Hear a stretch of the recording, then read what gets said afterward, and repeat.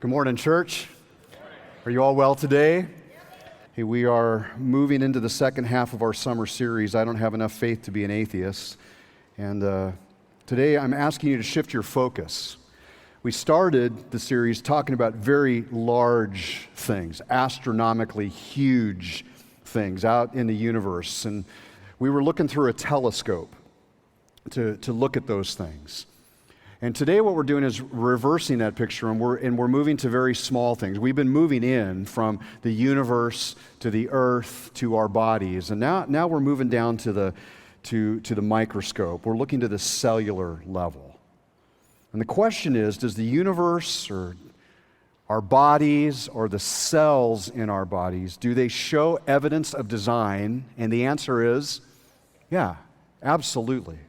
We talked last week about Darwin's theory.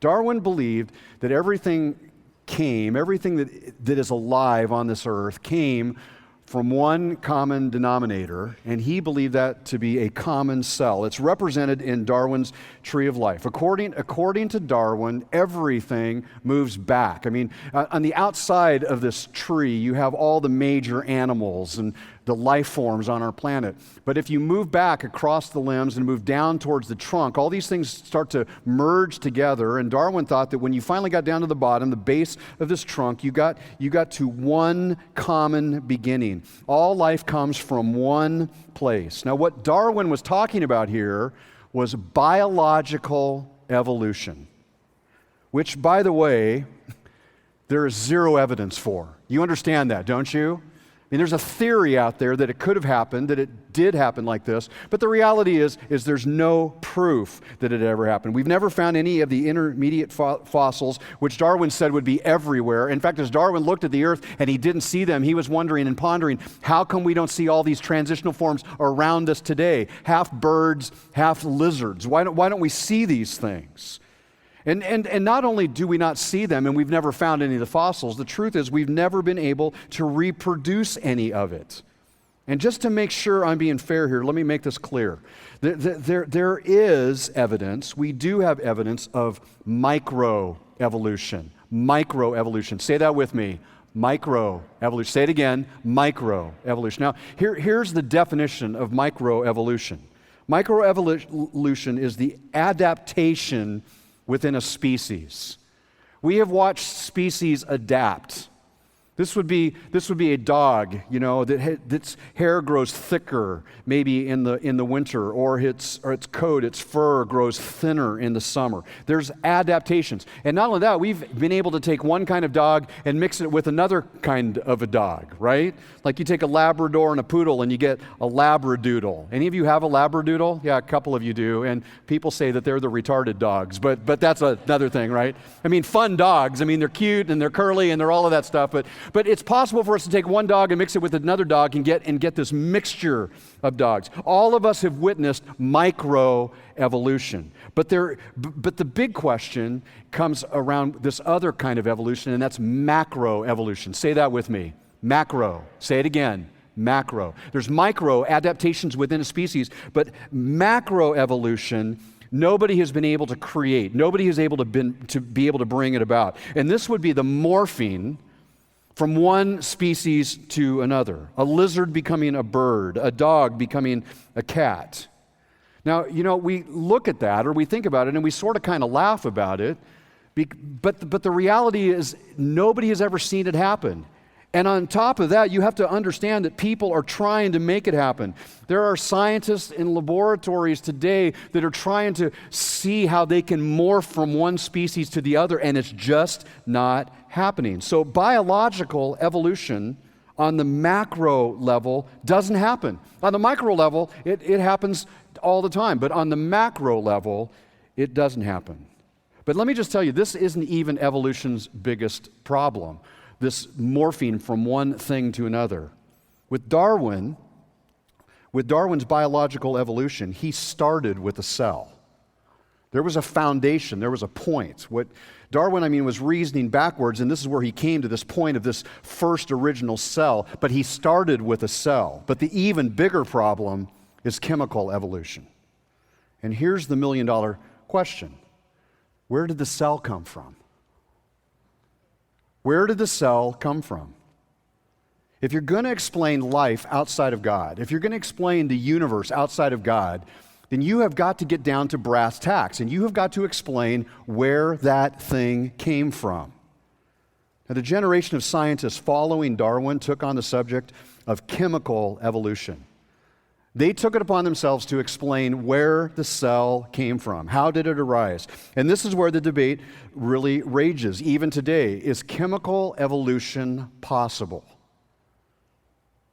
And this question is huge.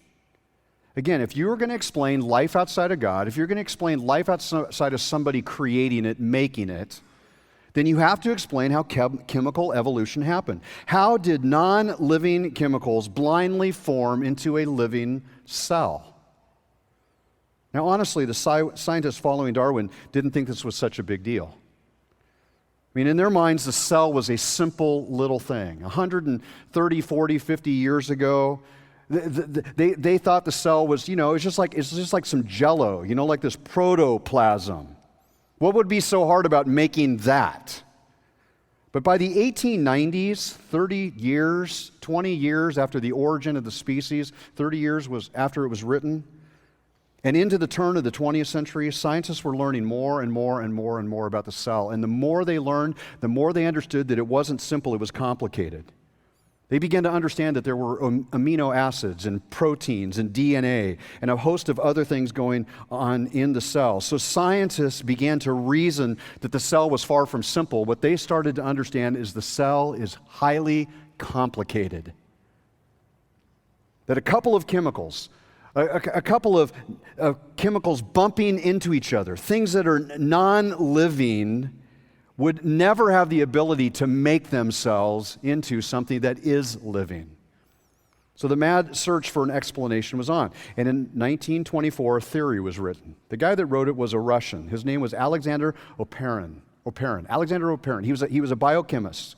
And he developed a hypothesis in 1924 that began to gain some traction. He suggested that the Earth's primitive atmosphere, coupled with lightning strikes, could have produced the chemical building blocks of life. Now, I want you to hear this. He said that non-living matter, through a sequence of being zapped by lightning, could produce living cells. Alexander Oparin's hypothesis looks something like this. You begin with some gases. And so the scientists were trying to figure out what the primordial earth, what the atmosphere must have looked like. And they determined it was ammonia, methane, hydrogen, water, carbon dioxide. So you take these things. And then what you do is you mix in some lightning with it. Strike that with lightning. And if you get just the right moment, voila, you get amino acids.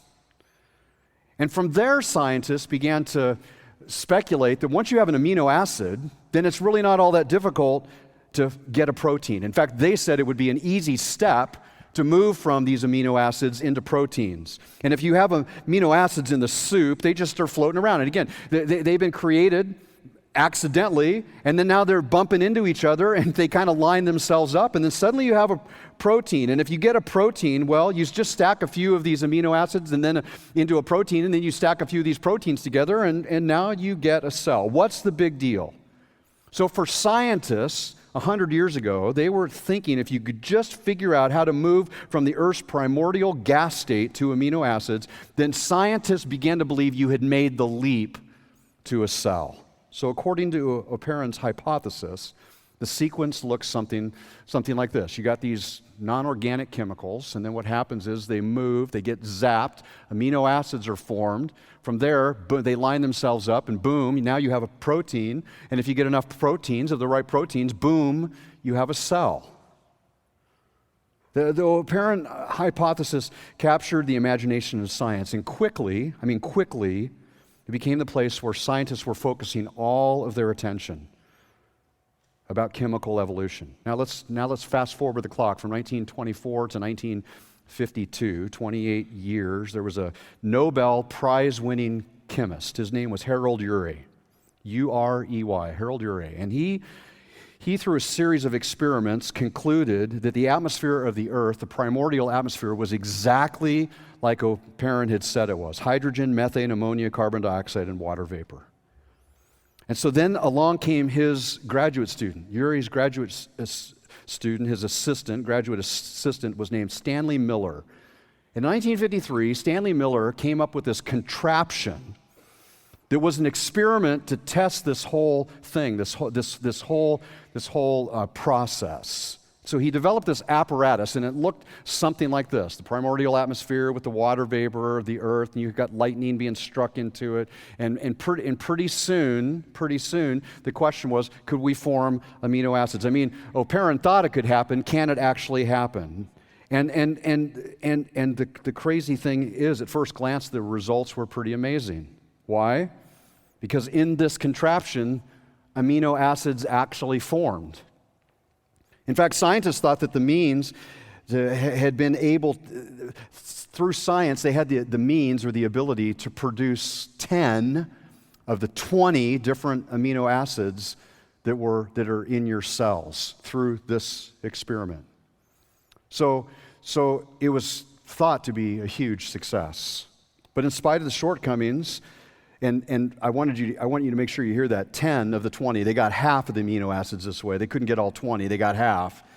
But in spite of the shortcomings, the experiment was hailed as a huge success, and scientists believed it was on the verge of being able to explain human life. Who needs God?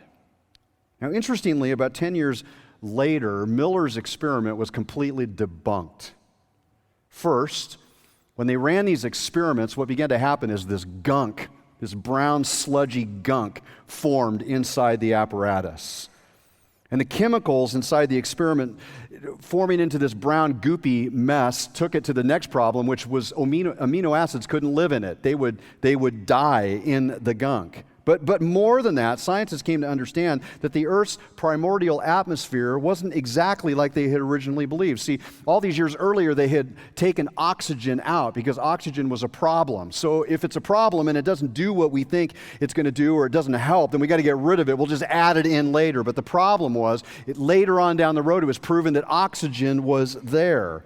And when they introduced oxygen into this little contraption, amino acids were never formed. Now, it's interesting.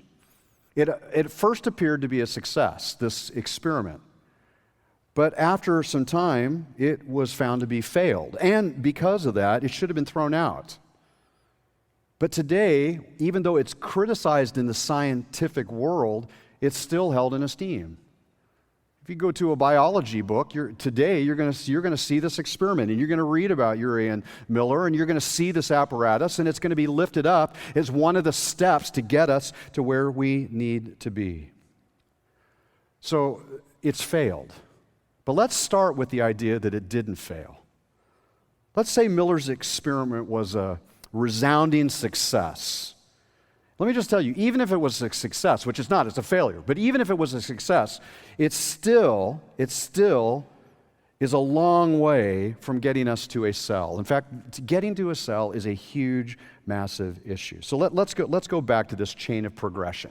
Let's go back. We got chemicals that scientists were now believing they were being able to form into amino acids, which they weren't able to do. But let's pretend they actually could do that. If you're going to have a cell, the next thing you have to have is proteins. And what you have to know about proteins is that they're incredibly complex. Proteins are long chains of amino acids. And they have to be formed in just exactly the right sequence. These amino acids need to line up just perfectly. Now, what I want you to think about here is like letters. Think of like letters, and think of words, and then think of sentences. It's not just enough to have a bunch of letters stuck together with each other. What you have to have is letters that are in line with one another. Because, I mean, if you have a page filled with letters that are just random out there, it doesn't make any sense. So what happens is that these things have to be in sequence, and they have to be in a specific sequence. A specific sequence so it will begin to make sense. So think along the lines of a book. And these words are being put there very intentionally so that they form into sentences, so say something. So proteins work the exact same way. Proteins have a sequence that the amino acids need to function into. If you just take one of these and move it around, it doesn't work. You take the amino acids and you put them into different lines, it doesn't work. The sequence has got to be specific. So I want you to hear this. Sequence specificity. And here's the point. The function of the whole depends on the arrangement of the parts, which means all the amino acids have to line up and connect to each other in just the right sequence. Now the question is, in this whole story, how does that happen? How do amino acids line up in just the right sequence? Well, enter in something that you've all heard of. It's called DNA. Say it with me. DNA. You've heard of that, right? DNA. Every cell in your body has DNA.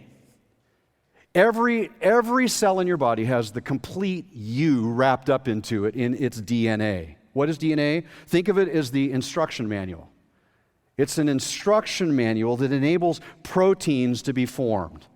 Amino acids are made, and then from the amino acids, they're formed and they're bent into just the right sequence, and they form proteins, and that's all because of DNA.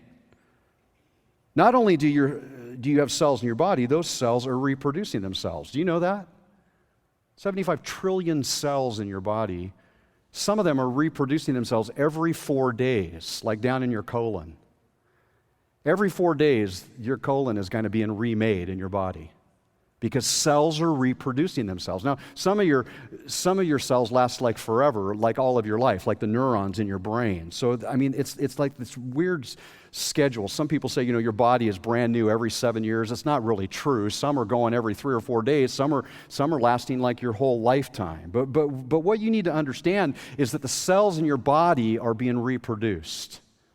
So the question is, how do they do it? Well, DNA. So when you think of DNA, think of computer code. Your computer, you all own a computer. Your computer works on code. It's not random. It works along very specific lines. And that's because it's been programmed to do that. All these little zeros and ones that all add up together to give commands to tell your computer exactly what to do. And all of these lines have to line up, and they all have to line up exactly perfect. Because if they're not perfect, you take out one of those lines or you reverse a couple of those numbers, what happens? Your computer crashes down. It shuts down. It doesn't operate. Has that happened to any of you? Yeah? Yeah, what's the old picture of the duck holding the mallet when the computer says hit any key and you're hitting any key and it won't do it and you finally just take out the mallet and go wham? I mean, we've all been there. Because if just 2 numbers get diced up into this thing, the whole thing shuts down. That's what DNA does in your body. It lives in every cell and it serves as the manual, the instruction manual, the code for how a cell is to operate, how the cell is supposed to reproduce itself. DNA is the recipe for making you. And listen, the instruction manual is huge. There's enough information in DNA to fill 1 million pages of an encyclopedia. Now think about that. Take the Encyclopedia Britannica, it's like 23 volumes. And in that 23 volumes, there are about 25,000 pages. So take the Encyclopedia Britannica and multiply it 40 times. Get about 1,000 of those books, and then take all of those pages, 1 million pages of all of that text. That's what's in every cell in your body in the DNA code. Now you think about that. The amount of information in DNA is absolutely awesome. So here's the question. Where did it come from?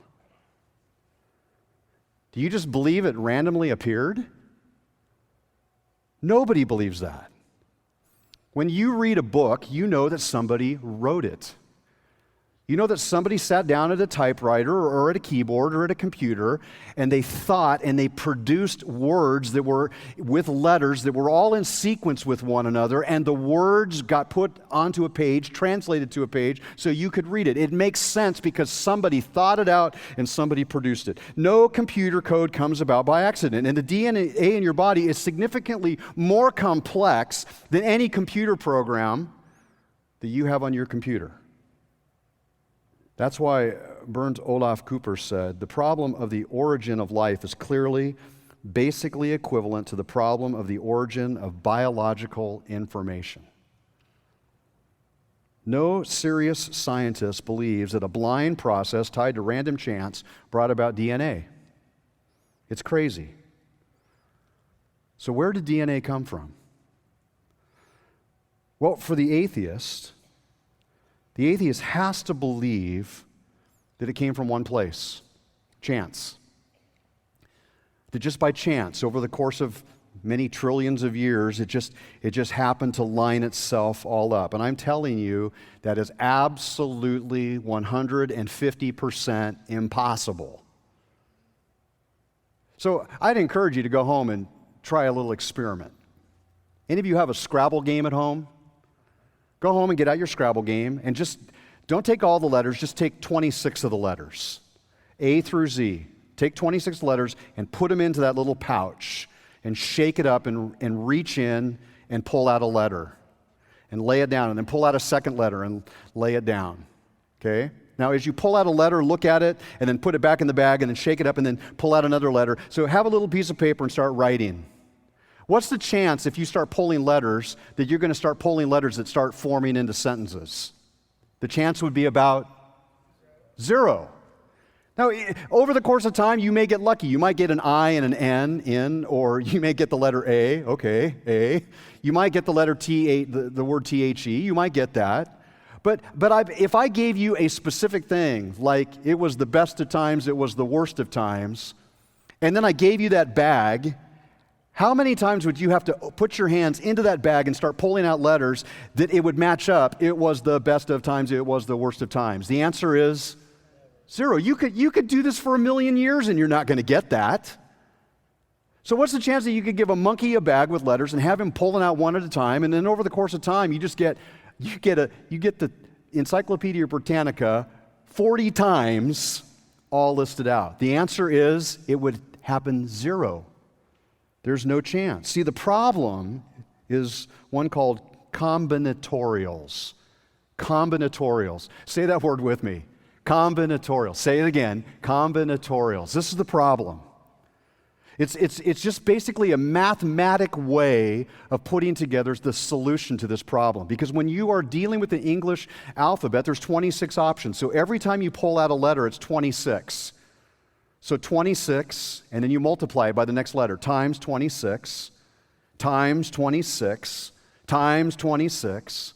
If you just had 10 letters in a row, 26 times 26 times 26 10 times, you get to 141 trillion to 1. If you pulled out letters 141 trillion times, one time you would get those 10 letters. So now add millions of letters into the code. You don't have to get very far down the line before you have a number that is so astronomical, it's absolutely preposterous to think that this could happen. So how many years would it take reaching into the bag and pulling out letters before you got the Encyclopedia Britannica? The answer is never. Never. You could pull letters for 1 billion years and you would never even get close. So let's see if we can put this together. In your body, in each cell, there are 20 different amino acids. All right? 20 different amino acids. This is a chain of 24. So let's just pull 4 of these off. And in your body, there are 20 independent amino acids. All right? The odds that they could stack together are astronomical. So how many amino acids need to be strung together to form one protein? The answer is between 300 and 400. That the odds that they would just line up, these 3 to 400, are 20 times 20 times 20 times 20 times 20 times 20. So let's just shorten the string down. Let's just say it's 150 amino acids in a line, 150. The odds of this happening are 1 times 10 to the 195th power. Take a 1, put a 0 after it, and then draw 195 zeros after that. That's the chance that you could get 150 lined up exactly right. And let me just tell you, while you're thinking about that number, which is way too big to think about, if you took all of the particles, the atoms and the electrons in the entire universe, they're only 1 times 10 to the 80th power, all right? This is like 3 times that amount. There is no chance it could happen. Now, let's just add to this now. Let's add to the fact that amino acids are connected with a peptide bond. Think of it as like glue, all right? Some amino acids have it, some don't. So if you don't have the glue bond, what happens is they can't connect. You have to have an amino acid with a glue bond. So with not only do you have 20 amino acids, now you've got 2 types of each one, all right? So now you're going to add 1 times 10 to the 195th power, and you're going to add 1 times 10 to the 45th power to this. Multiply them together. Now, what you also have to understand is that amino acids come in 2 versions. There's a left-handed version and a right-handed version. So this is 2 more options. In your protein, they only use the left-handed version. So this is another 1 times 10 to the 45th power. So you got to get 150, more really double that or more, lined up, 1 times 10 to the 195th power. Then you got to get a left-handed amino acid, not a right-handed, a left-handed. And then you have to have it with a peptide. So 1 times 10 to the 195th, 1 times 10 to the 45th, times 1 times 10 to the 45th. I'm just telling you, friends, so very quickly you get to a number that is beyond even imagination, and that's just to form one short chain of amino acids in the right direction, which raises the important question. How many proteins are in each cell? How many proteins are in each cell? Do you know? Well, let me give you the answer. Nobody really knows. But it's someplace between 250 and 400. To produce a minimally complex single-cell organism, you need 20 amino acids floating around, and you need hundreds and hundreds and hundreds of them. And you need the right number of left-handed amino acids with the peptide bond associated with it. Then you got to get them lined up exactly right. And then you got to get those 300 or 400 lined up exactly right, and you got to do it about 250 to 400 different times. Now, at this point, friends, you're just multiplying all these chances against themselves, and on top of that, you have DNA in your cells that is millions and millions and millions and millions and millions of characters that are all lined up. It can't happen. My Aunt Blanche, she was my grandma's sister. She was her older sister. My grandma died at 102. My aunt died when she was in her mid-90s. And when she lived down in Hollywood, California, all right, in Los Angeles, outside of Los Angeles. And she loved to go to the racetrack. She would get on the bus and she would go to Santa Anita to the racetrack. She was about 5 feet tall. She weighed about 90 pounds, dripping wet. And when she was 85 and 90 years of age, she was going to the racetrack. Can you just see this? She had this red hair, and she had it all permed, and she had her lips bright red and her nails bright red, and she was nobody that anybody wanted to mess with, Aunt Blanche. And I can remember as a little kid looking at this woman going, when I grow up, I want to be just like her. You know what I mean? 90 years of age, going to Santa Anita, and she's betting on the ponies. That's what my aunt's doing. So obviously she wasn't from the Jewish side of the family, you know what I mean? So I can remember sitting up late at night with Aunt Blanche, and she's explaining to me how the betting works down at Santa Anita. Now, when my Aunt Blanche went, she always went for the long shot. My Aunt Blanche never bet on the horse that was 3-1. My Aunt Blanche was always betting on the horse that was 300 or 400 to 1. You know what I mean? She was betting on horses that had names like Last Leg Lizzie, Three-legged Tom. I mean, my Aunt Blanche was a crazy, crazy woman. And she would go down and bet on these long shots, and she'd always bet $1, and she would always lose. But every once in a while, Glue Factory Gus would come through. You know what I mean? And when he did, every 4 or 5 years, my aunt would get a payday of about $300, and she thought she had died and gone straight to heaven when she got those bills. So is that a bet that you would be willing to make? I mean, if you had $1 million in your hand, would you go down to Hollywood Park, go down to Santa Anita? Would you take that $1 million and would you lay it down on glue Glue Factory Gus? Would you do that? No, you wouldn't do that. Why? Because it would be crazy. It'd be crazy. And in the same way, friends, I'm just telling you, it would be crazy for you to begin to bet on this system that all of this stuff just lined itself up. No serious scientist believes it happened this way. Undirected processes can't have created a cell. They cannot get the job done. Information comes from someplace. Organization comes from someplace. Lining up comes from someplace. If you listen to Richard Dawkins, who is this neo-atheist who's alive today, he wrote the book, The God Delusion. Here's what he says. Things appear to be designed, and that's the magnificence of all of this stuff. It appears to be designed, but it really isn't designed. It just appears to be that way. Well, here's my statement back. Really? Really? I want you to write this down. Would you do that? Maybe it appears to be designed because it is designed. Listen, friends, you got to start adding this all up. I'm talking about the whole ball of wax. You got to go back to the entire universe and look at it. For atheists to be correct, the universe has had to be here forever. But scientists will now tell you that it's a proven fact that it has not been here forever. It's not static. It's not eternal. It's been here for a period of time. Now, that period of time is still in debate, but it had a beginning, which is exactly what God's Word said right from the start, didn't it? God's Word starts with these words, in the beginning. Not only that, but when you look at the universe, you have to understand that this wild, massive place is sitting literally on a razor's edge. There's 35 major dials, and the numbers are astronomically long about where this thing needs to be dialed into, and every one of those dials is exactly seated in exactly the right spot. The number of atoms to protons, the strong nuclear force, the weak nuclear force, the form of gravity, the constants of the universe. I mean, they are all dialed into the exact right number. Why? Because it happened by chance? No. There's a beginning,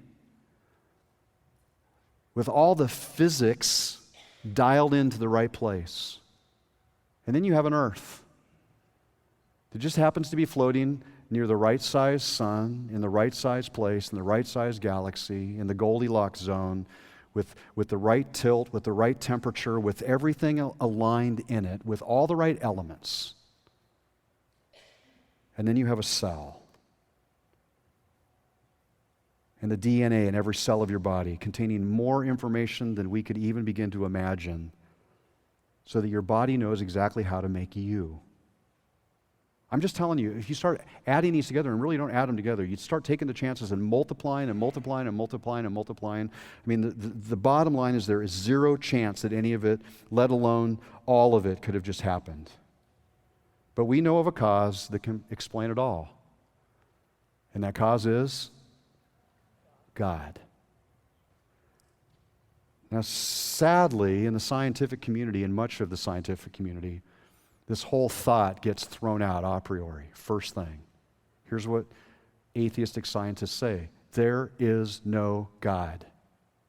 Period. So when they come up against evidence that would start to help them to lean against that idea and say, look at this, they go back to their first argument. There is no God. So what you're looking at, though it appears that there is a God, there really is no God because there is no God. So therefore, there's got to be some kind of secular explanation for all of this. And that's it. There is no God. We've taken out half of the equation or of the options, and we've thrown it out, and we're trying to explain it organically. And here's the deal. It cannot work. I'm suggesting to you that the only reasonable platform to land on is God. And here's the bottom line. I don't have enough faith to be an atheist. It takes a lot more faith to be an atheist. Here's what Frederick Burham said, who's a science historian. He said, the idea that God created the universe is a more respectable hypothesis today than at any time in the last 100 years. Why? Because science keeps showing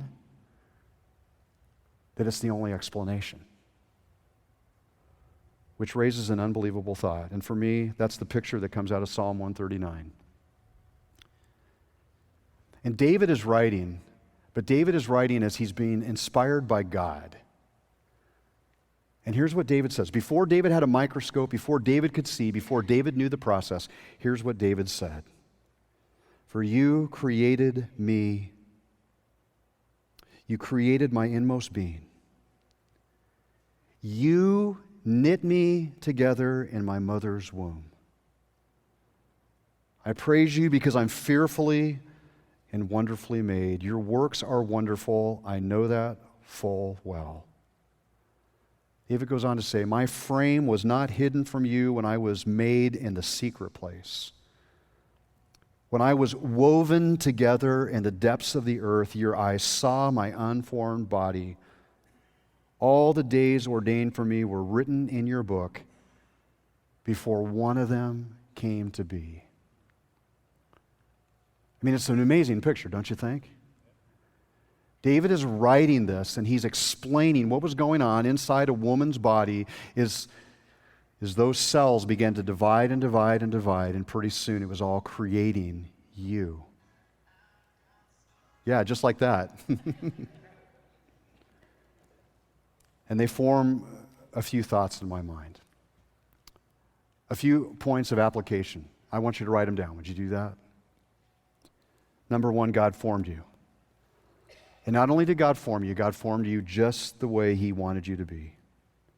He knit you together. The womb is God's workshop. And it's a beautiful thing to behold. David in the Psalms 3,000 years ago made that declaration. Which leads to the second thought. If God formed you, then you are absolutely 100% not an accident. You're not. God created you. He knit you together. He made you intentionally. You know, we may say that there's an accidental pregnancy, but I'm just here to say there may be an accidental pregnancy, but there is no accidental person. Do you understand that? Some women may find themselves in a condition of pregnancy and may say, oh no, but when that sperm meets that cell and a life is formed, that becomes God's blessed gift. There is no accident in a person. Which leads to this third thought. If there's no accidents, then you're special. If God was in the womb knitting you together, He was making you special. Now, last week I encouraged you to go home and look in the mirror. I got a few interesting texts from some of you about that, but I'll just let those go at this point. What I wanted you to do is go home and look in the mirror and say, wow. Look at your body, look at your eyes, think about your brain. Think about your blood and how it moves through your system with a heart that pumps. And it just does it. Why? Because it was created to do that. It's an unbelievable machine that was made called your body to house the mind that is you, that was made in the image of God to think and reason and to choose because God wanted a relationship. And in all of that, God made you independently different than everybody else on the planet. You understand that? You are different. You are unique. There is nobody like you. You're fearfully and wonderfully made. You are special, which is not how most of us see ourselves. The truth is, the vast majority of people see themselves and they go, yuck. But that's not what God sees when He sees you. God sees you as an independent person with a mind that works, and you were created special, unique. Your ears, your eyes, your fingerprints. your gifts, your talents, your passions. There's nobody else like you. You are one of a kind. When God made you, He threw away the mold. You are needed, you are necessary. And that brings us to this last thought. You have a purpose, friends. You have a purpose. When God created you, He made you independent and He made you special because He wanted you to have a purpose. There is only one of you. You bring unique gifts to the table. You are the only one who brings that set of gifts. And if you don't bring your gift and your talents and your passions, then we're left missing it. Nobody else can do what you can do. You say, oh, it's easy, oh, it's simple, everybody can do that. No, they can't. Not everybody can do what you do. You are necessary. I mean, this is the picture that God is painting in 1 Corinthians chapter 12 when he's talking about our bodies, and He's talking about the church. The church is this unique set of individuals that all come together. And yeah, we're like each other because we're in a body and we're housed, and we are human, and we are male and we're female. But the reality is we are all different. And in the church, everybody is necessary. Your body has many parts in it. And which one do you want to go without? Which one do you want to do without? Well, I'll tell you what, none of them. You want your heart, and you want your big toes, and you want your eyes. Yeah, we can function in some ways by taking some things out, but the truth is we function so much better as a whole. Would you agree with that? And the body is the same way as the church. You're unique, you're special, you're created that way. With your gifts and your talents and your passions. They were assembled into you when God made you. He just didn't make a heart. He just didn't make a brain. He made you. You're not an accident. You're special, and you have a purpose. What would the world be like if everybody was like me? That wasn't very nice. It really wasn't. Because the truth is, what would the world be like if everybody was like you? I mean, the world would kind of be a messed up place if it was just like me, don't you think? What? Yeah? Yeah, bald. Everybody be bald, yeah. That was kind too, Aaron. I appreciate that. Yeah. Oh, that was Connor. Connor, okay. Aaron, I apologize. Will you accept will you forgive me? Connor, you're a dog, all right? So, okay.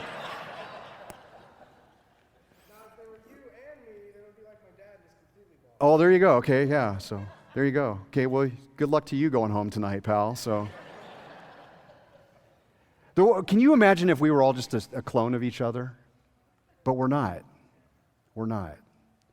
God made you human. He made you special, and He endowed in you strengths and gifts and abilities to be useful and to be necessary. Now, friends, I'm just telling you, if you're struggling with your life and whether you have any kind of meaning or purpose, this is the answer right here.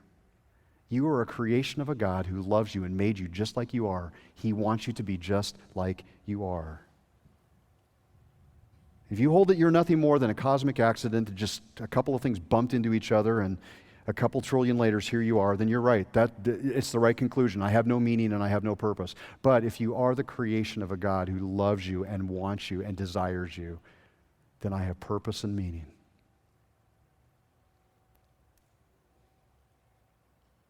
And that's God.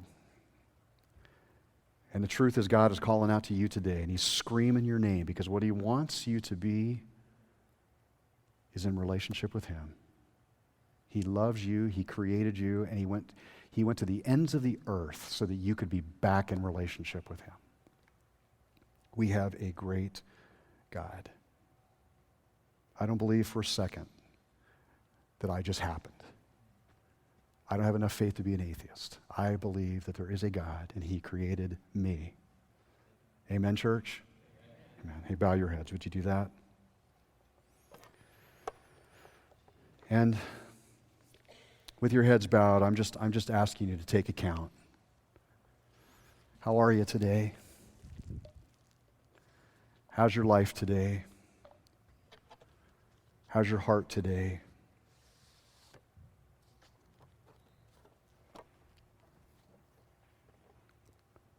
Are you in need of some love? Are you in need of some encouragement? Well, God's brought it to you today. And He's crying out your name.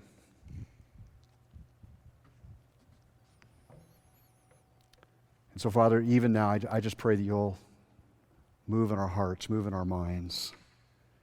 Help us to see this picture of the fact that there is less than a zero chance that this universe could be here, less than a zero chance that the earth could be here, less than a zero chance that our bodies could be here, less than a zero chance that the cells of our body could be here, unless you made them to be so. We thank you, Father, that we are fearfully and wonderfully made. We thank you that you are big and above it all, that you are able to speak and bring everything into existence. Father, we see it, we understand it, we know it, and we're grateful for it. Thank you.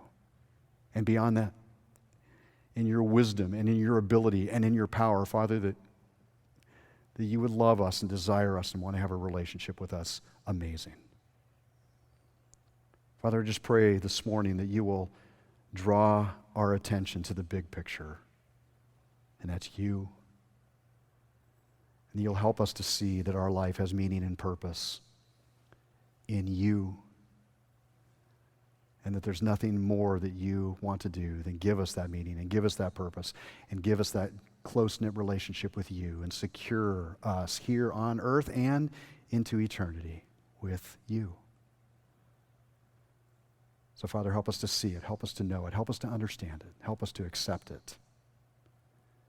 And we lift it up in the name of the one who makes it possible. His name is Jesus. And God's people said,